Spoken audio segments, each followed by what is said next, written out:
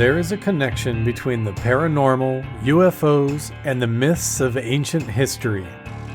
The clues are scattered across the landscape from a forbidden past, maybe even in your own backyard. There is a connection between the true nature of our reality, consciousness, and the unexplained. I'm Carl the Crusher. Let's explore the unknown.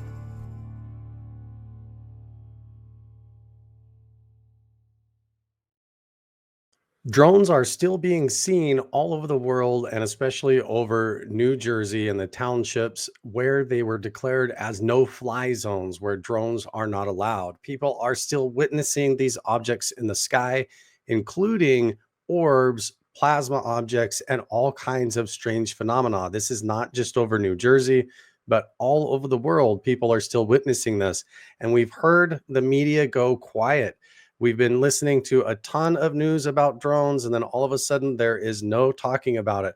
We also see a lot of TikTok creators and other content creators who are talking about drones, having their views suppressed, getting their videos demonetized, and having to come up with nicknames, calling them Dior bags and all kinds of different nicknames to try and trick the algorithm, but still get views to get the stories out.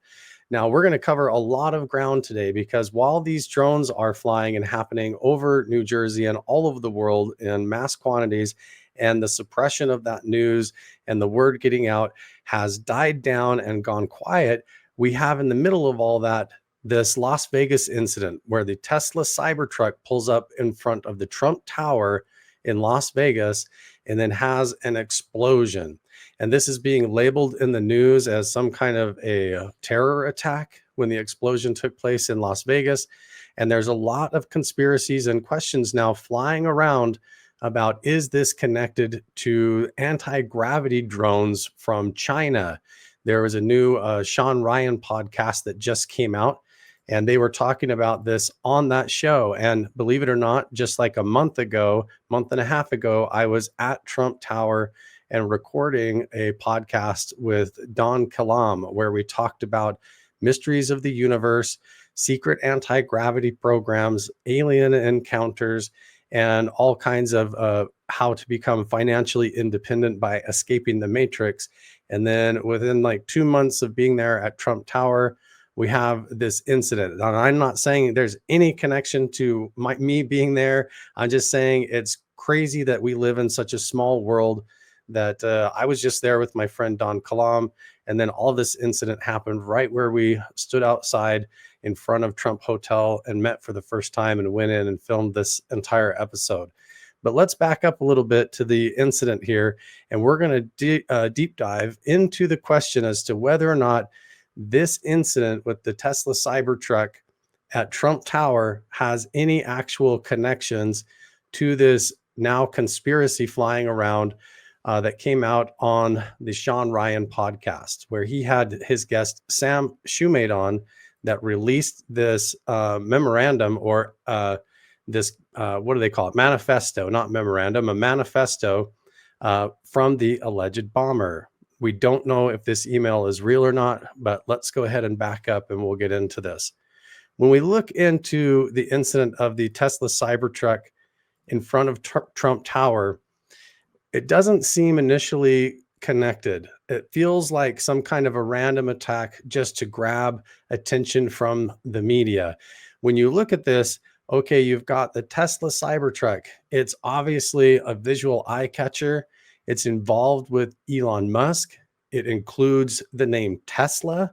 It's a bulletproof Cybertruck with autopilot, and it pulled up in front of none other than Trump Tower in Las Vegas. And Donald Trump just got elected as the new president, returning to the White House at the next inauguration.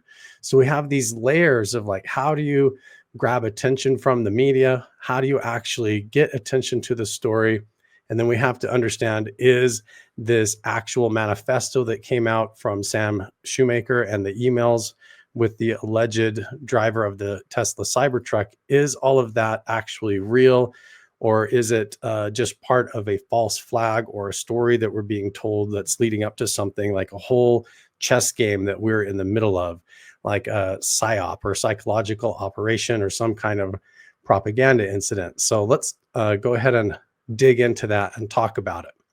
The first things first, when it comes down to it, it's a Cybertruck that is bulletproof. We have the evidence that is coming out shows the explosion was made improvised with a bunch of fireworks, and there's even images of the back of the Cybertruck after the explosion. We'll skip ahead in the frames here to find that. And you have the alleged driver of the Cybertruck revealed with his actual passport in the Cybertruck vehicle found. Even though the vehicle was completely burned to a crisp, there's still a lot of evidence in there. You can see this is what the Cybertruck looked like. So you've got layers of, okay, we want to get the attention of Elon Musk. We want to tie in this Cybertruck technology and the autopilot technology. We also want to get the attention of Donald Trump, who's going into the White House. And then there's this manifesto that allegedly mentions anti-gravity drones connected to the intentions and the motives behind the bombing. So we have to try and peel back the layers of what could be really going on. And now when people hear that there's anti-gravity drone technology involved, it all of a sudden seems like, this is a conspiracy, this is nonsense, and this is BS. But we're going to go further into that and realize how Donald Trump and his family are actually deeply connected directly to not only anti-gravity technology, but certain anti-gravitic technology that came from Nikola Tesla. Tesla is now the name of Elon Musk's company who builds the Cybertruck. And all of this is literally connected through family members that are not that far ago. And we're going to even watch videos from some of those family members of Donald Trump and how it all connects back to this. So when you look at the Cybertruck, we have to look at these different layers of the incident and what happened. So what we have is a bunch of these cylinder fireworks. These are like mortar style fireworks, the type that you get illegal, and then they fire out of a tube, go up into the air, and then explode into a burst. And then inside there in the back of the truck, it looks like you've got like a space blanket or some kind of aluminum shield heat blanketing. And then you've got all of these other accelerants. So these are like liquid flammable canisters added on top of or among this trunk full of other explosives and fireworks, which begs the question, if this was done by a Green Beret that was working and even on a TV show with Tim Kennedy, you've got Matt Leibelsberger, who's supposedly and allegedly a Green Beret who's capable of actually building a device, a vehicle-borne explosive device that could have potentially actually taken out the entire hotel, the entire bottom floor, and dropped the entire tower. So his abilities to set up this situation are absolutely there.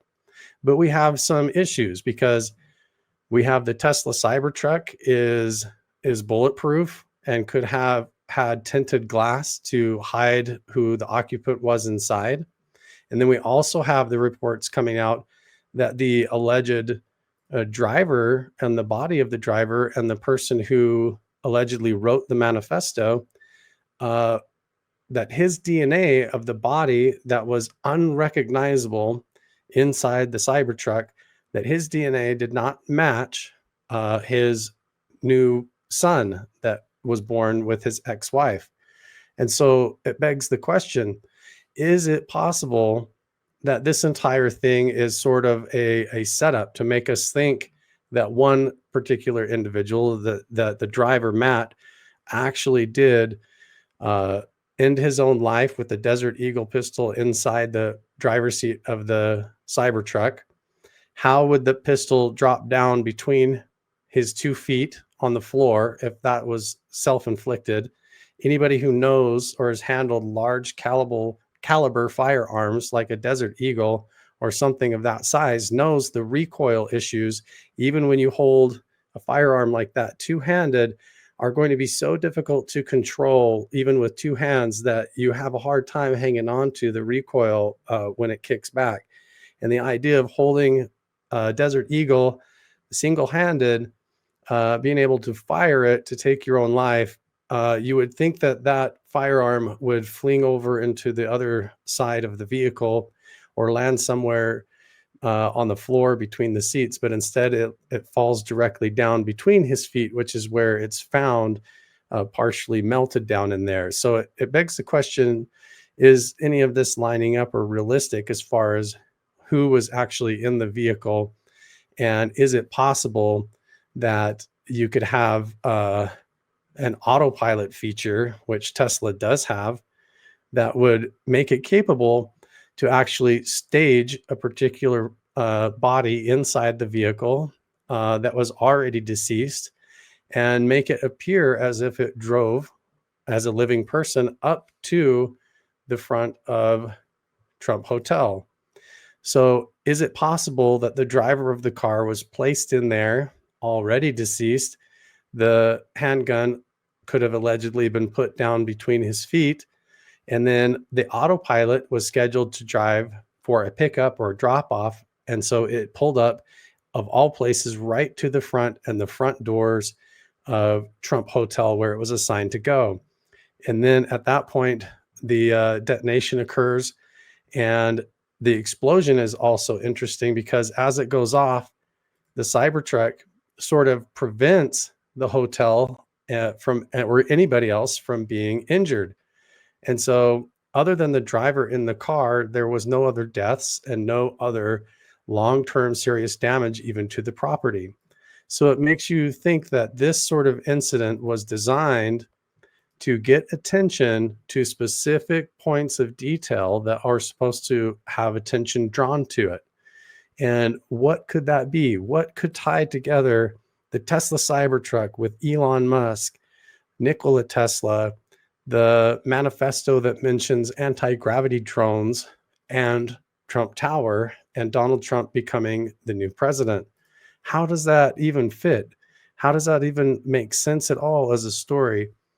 Why was he an actor on a television show with Tim Kennedy, who is an MMA fighter and also a former Green Beret and military person that also was on a lot of TV shows and podcasts? So there's so many questions about this incident.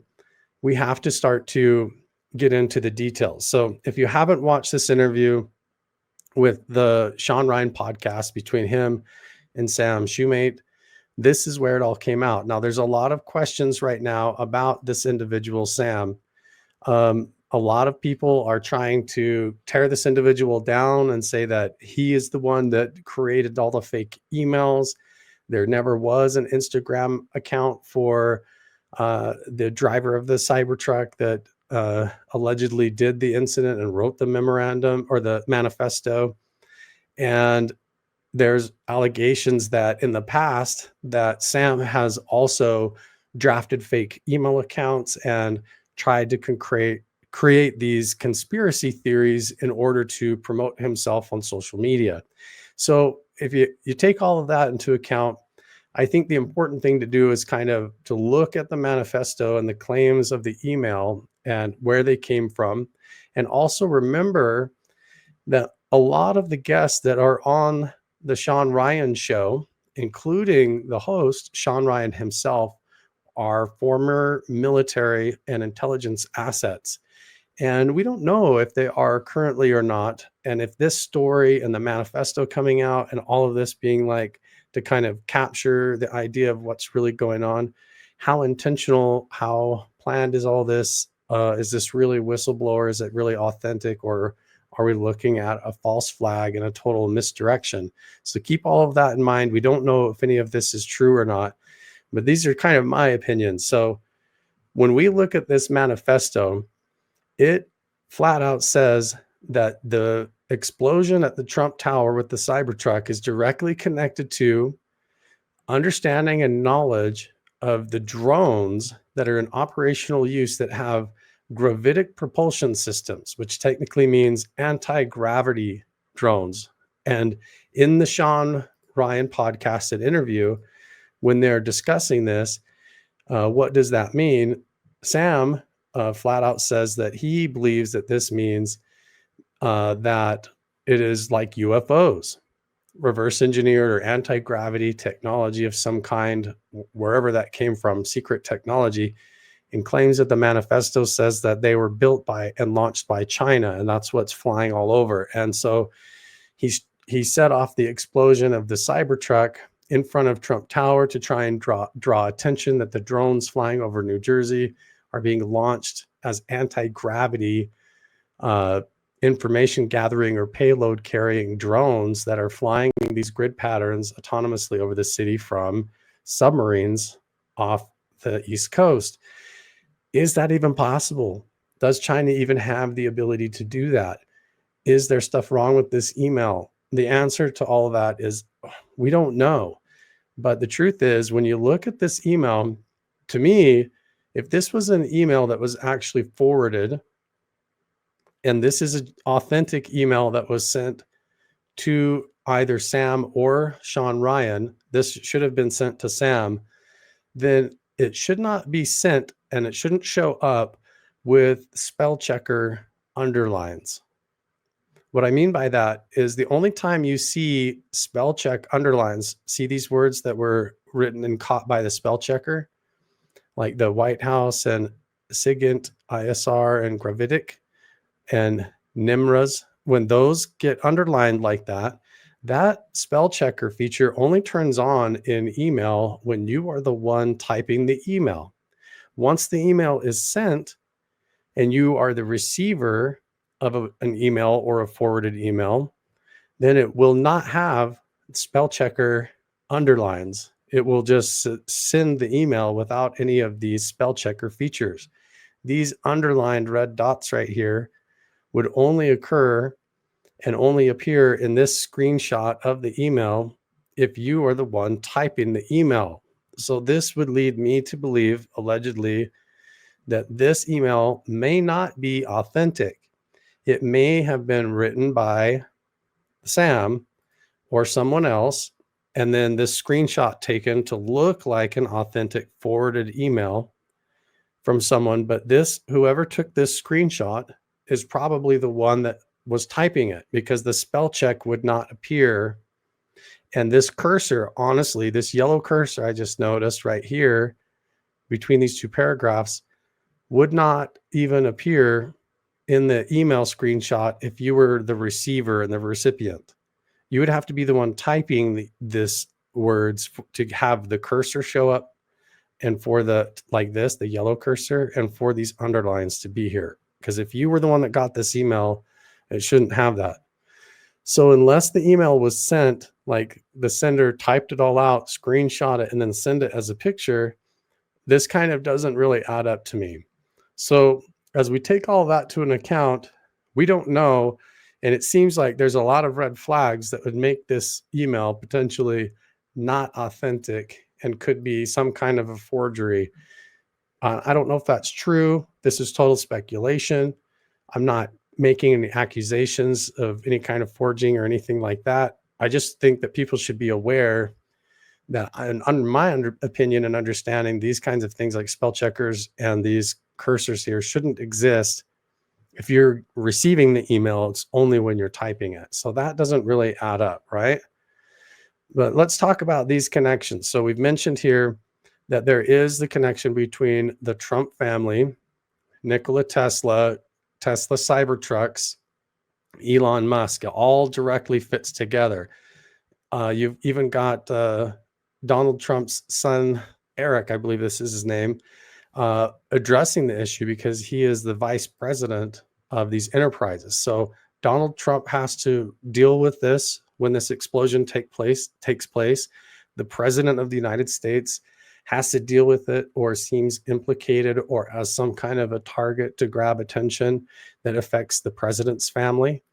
And then it's also utilizing a Tesla Cybertruck. And so it gets one of the richest men in the world involved, who is directly a Trump supporter. and was rallying for Trump. And we even have statements that came out from Elon Musk. So he had to go on to his own app on X and come out with public statements where he says the whole Tesla senior team is investigating this matter right now. We will post more information as soon as we learn anything. We've never seen anything like this. And then he goes on to talk about how it seems like it is a something to do, not to do with the truck itself, but it has to do with a large fireworks explosion that is unrelated to the vehicle. And so he is taking the heat off of the liability that it was some kind of a battery failure or a malfunction with the Cybertruck, but that explosives were put in the back of the vehicle, and that turns out to be true as well. So they were fireworks and those accelerants, and we talked about that. Now, it's very interesting that he mentions here that both the Cybertruck and the F-150 explosion in New Orleans were rented from the Turo app. And you can go to the Turo app and you can select a Tesla, and all of those Teslas have that autopilot feature that we looked at. And the potential for that Tesla Cybertruck to be driven up to the front of a hotel with someone already non-living in the driver's seat and then faking your own death would fit in the story of the manifesto if it were real. So now here's where we're going to take a turn. We've kind of pieced the puzzle together about how this is connected, but let's see how, if this email was real, if the manifesto is real, and it does actually have to do with the operational use of gravitic propulsion system or anti-gravity drones and UFOs, that would all link into this concept of the technology of autopilot, Tesla, and the physics of anti-gravity. So let's take a minute now and let's watch a few minutes of Eric Weinstein and Hal Puthoff talking about this connection between Donald Trump, Nikola Tesla, and the early secret UFO and reverse engineering programs that revolve around anti-gravity propulsion. So let's go ahead and take a listen to this. And we might pause a little bit to talk about who these individuals are, because when Dr. Hal Puthoff pops up, he has been involved in the United States psychic spy program and remote viewing and telepathy and UFO crash recovery and reverse engineering research going a long ways back. So let's listen to what these guys have to say, and we're going to start to piece together this deeper mystery. Because any change in our physical understanding of the universe can unlock holy hell. Were there actually updates in physics, maybe mid-century, that were not disclosed to the public? Another puzzle we would love to have cleared up is an understanding of the role of aerospace companies as holders of potentially basic scientific knowledge not shared with the academic world. Is it possible? It seems very wrong to me. Maybe wrong, but it's true. It is true. You believe it's true. Yeah, I know it's true. You know that there's physics knowledge held by aerospace companies that is not known? There certainly is materials knowledge. Materials, well, okay, material which science. Which involves topological physics or whatever. I mean. Okay. But fundamental physics as opposed to, condensed matter or... Right. Certainly aerospace corporations have knowledge in the UAP area that specifically are sequestered against FOIA. Oh, because of proprietary I appreciate labels, which the whole thing was set up to be that way, on purpose. Right, but the idea that there would be fundamental physics knowledge that would be housed in an aerospace company and not shared with the physics community, there is no evidence of that. No evidence for it, not that I know of. And I wouldn't. That doesn't mean it's not the case, but. That would be this crazy, egregious It would change thing. our entire concept of who we are if somebody kept fundamental physics secret in the years since we became capable of exploding fusion devices. Right. I would grab a pitchfork and a tiki torch, and I would march on the National Science Foundation. Right, right. I mean, I still can't believe that that's true. It would only be if it were the case that, in fact, we have mastered anti-gravity and they're being built by aerospace corporations, then new physics would have to be involved. Is what is called the golden age of general relativity tied to these topics? That is, there was this bizarre surge of activity in general relativity between, I would say the time of Einstein in the 50s or something like that. There wasn't a ton of development in GR, and then suddenly there was this explosion. There's the explosion.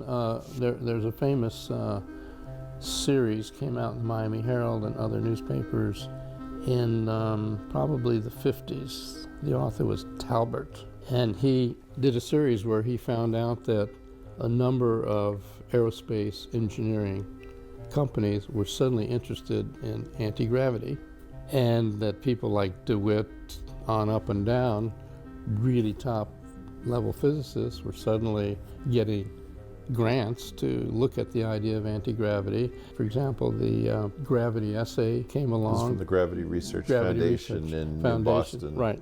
And so it looked like it was going to be a big explosion. But anyway, then it all sort of quieted down. And I could take two implications of that, and that is it quieted down because nobody ever got anywhere, or it quieted down because they did get somewhere and it went black. My understanding is that there were really twin loci of activity, one of which surrounds a Gravity Research Foundation in New Boston, New Hampshire, and I guess that was the work of Babson. And the story is sort of not really very plausible, that his sister had drowned in a pond or something to that effect. And so he had gravity as his sworn enemy. You know this story? No, I had not heard this. Oh, yeah. So Babson contacted Lewis Whitten, who was coming out of Johns Hopkins. Lewis and then, Whitten. oddly, the similarly named individual named Bainson, with some sort of tobacco or air conditioning fortune, reaches out to Bryce DeWitt and asks whether he will found an institute at the University of North Carolina, Yes, Chapel right, Hill, right. for the study of physical fields, And particularly focusing on gravity. particularly focused on gravity. Now, somehow DeWitt has the courage to answer this essay contest in the other silo and destigmatizes it. So there was money to be had, but nobody wanted to touch it because of fear of ridicule from their colleagues. And then there's a famous gravity conference at the University of North Carolina, Chapel Hill, that sort of kicks a lot of this off. It's a tremendous flurry of activity at a time when anti-gravity was trying to break into respectability. At a minimum, we know that the Glenn Martin Company, where Martin was an early pioneer, I think from the time of the Wright brothers, that the Glenn Martin Company becomes Martin Marietta, later becomes Lockheed Martin, so that word Martin is coming all the way through, was employing, I believe, Lewis Whitten, Edward Whitten's father, to do anti-gravity research, somehow tied up with Wright-Patterson Air Force Base in Ohio and the Johns Hopkins University in Baltimore, Maryland. So there's something about aerospace in the 1950s and sort of post-Manhattan Project era that's pretty potent.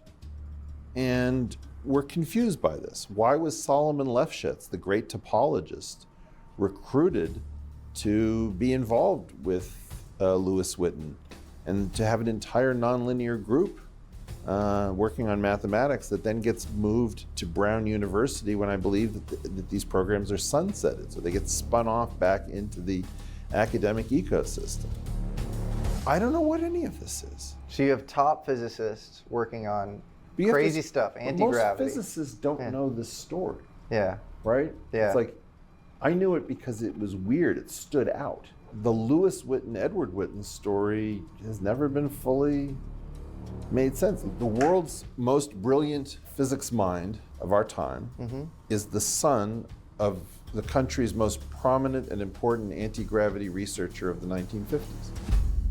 Do you think that string theory, which Ed Whitten worked on, is intentionally a bridge to nowhere? I have privately said to you that string theory was a very odd development because it both allowed physics to proceed as if it was doing something new while breaking no new ground in the physical world in which we live. Meanwhile, entire categories of other exotic forms of physics, like Nikola Tesla physics, went black project and disappeared. So, us as civilians in the public, we only see the type of physics that are fed to us, which end up being like string theory and other things that get you to chase your own tail and are only useful for a certain level of practical applications. But you're never going to crack anti-gravity propulsion or the secrets of the cosmos and consciousness in alternate dimensions of reality or anything like that, because those types of knowledge of physics and that type of math became trademarked or part of property of these secret organizations. Like if they were founded and figured out by Martin, then they ended up in the corporations of Lockheed and Martin as their proprietary knowledge and their corporate secrets that is theirs to have. And then they contract that through the government to continue to develop this as a weapons development program.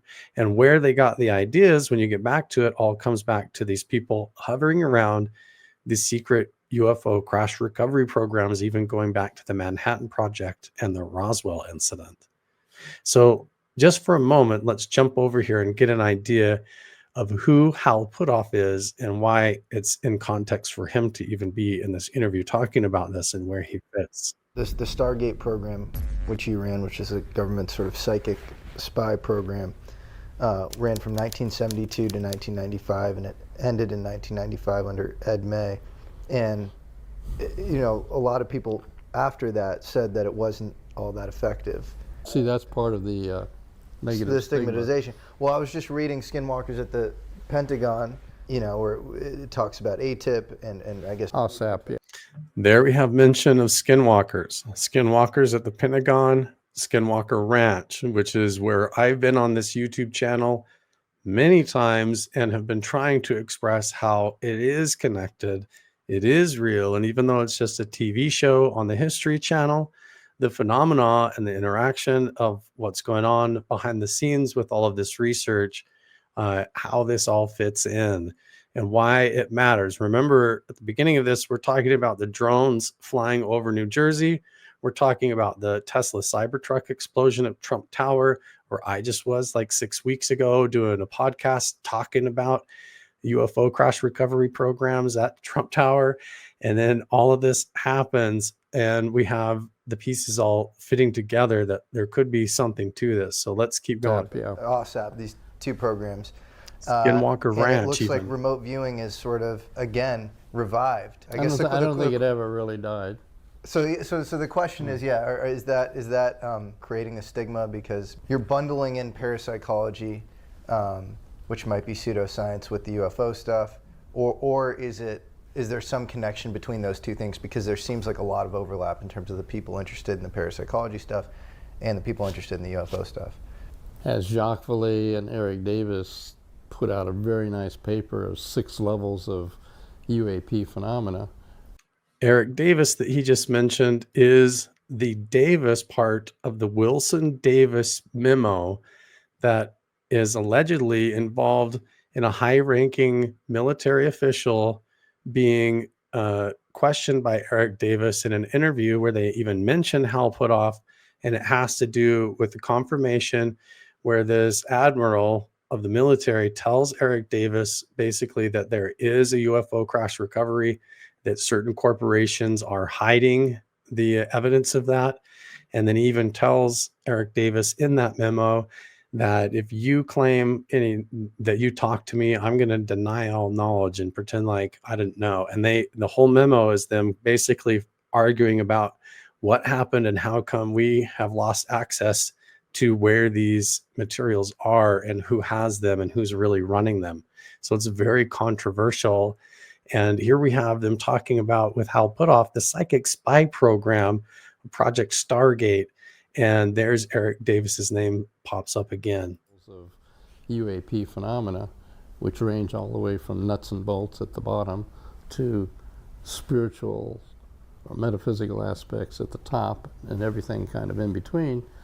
Can you break that down for us? So like, what are the 6 levels, and are the nuts and bolts at all tethered to spiritual phenomena? Well, see, they're the nuts and bolts things, but then some of the consequences of the nuts and bolts things are changes in what we call ordinary reality, which people who are the effect of might claim that that's some kind of paranormal thing, because that's the only word they can come up with to describe it. So there are paranormal things, and then it's sort of a gradation from there into things that are purely non-physical, but supposedly, quote, possibly psychokinesis. I have to admit, I have such a strong, visceral negative reaction. And it's very interesting because, as Jesse will tell you, Jesse was interested in this UFO, UAP stuff, and I couldn't be in the room with it. I hated the topic. It always felt like garbage to me. Mm-hmm. And I found out that I was apparently wrong about that. The federal government is certainly tracking this. It doesn't make any sense to me still that we have all these sensors and we don't have great video all over the place. I don't know how these UAPs, could possibly evade all of the cameras that we have outside of the government, and that we have no conclusive proof. But assume, okay, I was wrong about that at some level because we are now discussing this in the open. So I'm willing to start to revise everything that is protected by my desire to throw up, right? There's That just shows the stigma program's been very effective. But it was on me, right? I'm being honest and open. Yeah. I still carry the sense of I cannot believe I am sitting here discussing visitations from some intelligent life that we don't understand potentially. Okay, so they're getting into it. The same problem, UAPs evading capture and evading evidence that goes back. And now they're saying, we don't know what the drones are. We don't know how they could be. Highly recommend. I'm not just going to sit here and show you guys this entire video. U.S. Psychic Spy Program and Remote Viewing with Hal Puthoff and Eric Weinstein. Go subscribe. I can't believe I'm not subscribed. Oh, this is his Clips channel.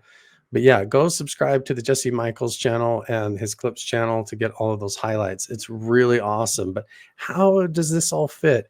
How does this fit with the Las Vegas explosion and this incident happening with the Cybertruck at Trump Tower? It seems like, what does this have anything to do? And why would this manifesto mention drones and the operational use of gravitic propulsion? Well, look at this.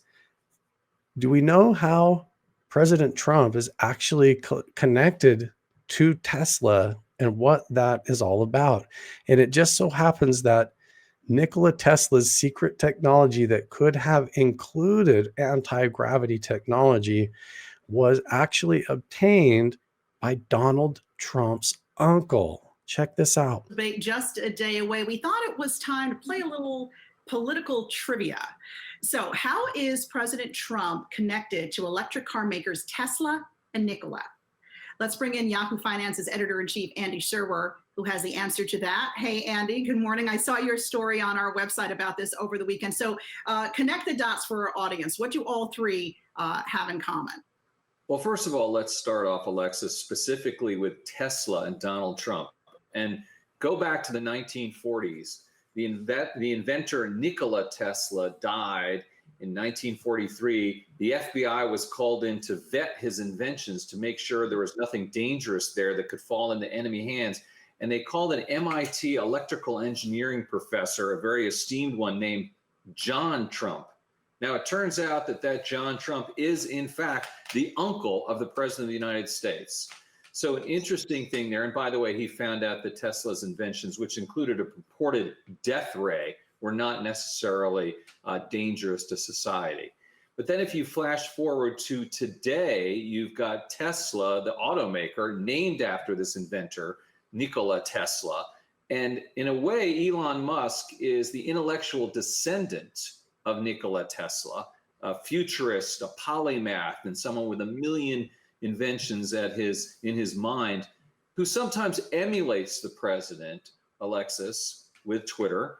Now here's what's interesting as well. You've got this is on Yahoo Finance of all places, but he's making the connection there between Elon Musk, Tesla, Nikola Tesla, and the president of the United States. And we know now that Elon Musk is a huge supporter of Donald Trump. Well, why? Why would he name his company Tesla? Why would the Cybertruck be used in the incident? Why would it go off at Trump Tower? Why does all of that add up to anti-gravity technology? Well, this is Uncle John Trump, Donald Trump's uncle. And this is an interview with Donald Trump about how he obtained and acquired certain parts of Nikola Tesla's secret technology back during the 1940s, which all fits in the timeline of this race of the Manhattan Project, the whole reverse engineering UFO crash recovery program, the beginnings of Area 51, that whole thing, the Roswell incident, all this stuff is all lining up around the same From New time York, period. I And then boarded a you've got plane to this. Boston to find Dr. John Trump of the Massachusetts Institute of Technology. Dr. Trump was now retired from the company he founded, High Voltage Engineering, but he agreed to meet me at the company office the next morning. In the spring of 1943, Dr. Carl T. Compton, who was then president of MIT, asked me to go to New York and examine the effects of Nikola Tesla. These were contained in an upper floor of a warehouse somewhere in New York City. And I spent a good deal of time examining one by one the papers, the books, and various other memorials that he had accumulated. But I was particularly looking for something which would be evidence of a secret weapon, which I was reminded by the agents, the two agents who were present during the entire time, was a matter of concern to the United States. In the course of this, Look at his face. I did come across a number of letters directed at the upper echelon of the British Empire, that is, I think, to the King and Queen, or perhaps just to the King of England, and also to the Tsar of Russia, explaining that he was the inventor of a secret weapon which had rather remarkable properties, and that he would be interested in entering into a negotiation which would lead to a disclosure of what they were. Of course, I spent a good deal of time looking through these papers, trying to find out what the nature of this secret weapon was. I think I had, although I don't remember it so very accurately, an idea of what its properties were.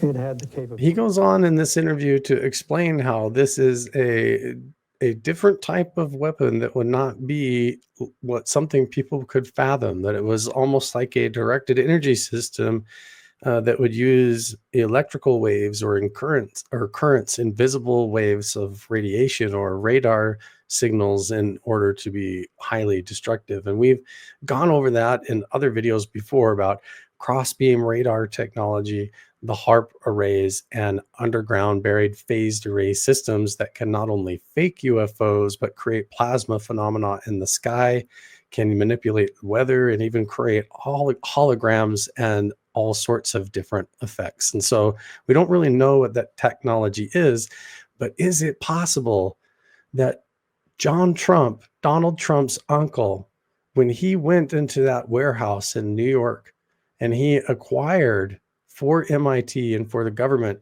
to go and obtain some of Nikola Tesla's papers and inventions, is it possible that he actually obtained some of Nikola Tesla's secret gravitic propulsion systems that then helped him go on to run his entire company, to found this electrical engineering and propulsion company? And is it why it's all connected back to it being a Tesla Cybertruck from the company Elon Musk, a supporter of Donald Trump, being detonated with fireworks to send the message out at Trump Tower that this anti-gravity technology exists, that something happened, that it's always been there, and that there is some kind of an anti-gravity Cold War that is heating up between us as the United States and other countries or between these private corporations trying to keep their technology secret and other competing agencies, organizations, and governments. It's such a layered conspiracy at this point, and a problem. It's difficult to know what's real or what's true.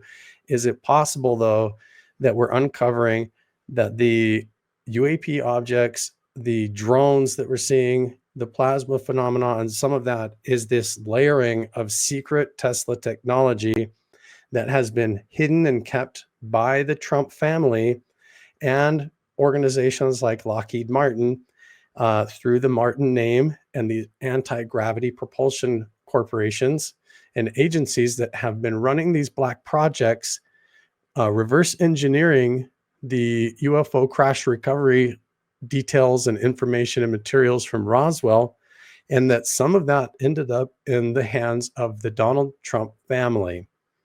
The Trump family that would have later, just a short time ago, a Tesla Cybertruck driven up on autopilot potentially or allegedly and exploded to get attention, and then a manifesto that would come out mentioning that it has connections to do with drones, with anti-gravity, gravitic propulsion systems, and powered aircraft. Is this just seasoning for war? Is this just trying to stir up propaganda to get us to go to war with China and to feel like we've got Chinese war drones that are anti-gravity drones are flying over our cities and our government isn't doing anything about it? Or is it possible that there's a deeper level to this, that the explosion of the Tesla Cybertruck in front of Trump Tower is trying to wake us up if the manifesto is actually real and not some kind of false flag, that these secret government programs by these corporations like Lockheed Martin and through Bell Labs and through the Donald Trump family, through his Uncle John, have acquired secret Tesla technology that includes communication devices and anti-gravity technology, and also crash recovery materials that have all been pieced out from Roswell and others from the UFO crash recovery program. And if that is the case, as the deeper mystery unfolds, is it possible that if these UFOs are really real and that this technology has been reverse engineered through Donald Trump's family and these corporations like Lockheed Martin and Bell Laboratories and whatnot, then that means that there are actual extraterrestrials or UFOs allegedly that are providing some of this reverse engineering capabilities through the crash recovery programs. And if that is the case, then we aren't alone. And that's very fascinating. And this entire incident is part of a disclosure process to get us to realize the connection behind these secret programs, and also sending out the message that Donald Trump and Elon Musk have the ability in their presidency to release this knowledge of the secret Tesla technology, the UFO crash recovery program, and the anti-gravity technology that obviously their family knows. Why else would the incident happen there at Trump Tower in Vegas, near Area 51 and Nellis Air Force Base, exactly where Bigelow Aerospace Corporation headquarters are, and where all of this is centered around? So I just want to draw those threads together, kind of put the red thumbtacks in the corkboard for everybody and help you see why it is that when you have drones in the sky over New Jersey, that would be coming up in a manifesto having to do with a Tesla Cybertruck exploding in front of Trump Hotel in Vegas. There is a deeper layer that could be going on here that I think that we should all be paying attention to. And I hope that you guys enjoyed this whole kind of covering of the news, covering of the theories. Is it real or is it not? I think you guys should let me know down in the comments below what you guys think, and we'll see you in the next one.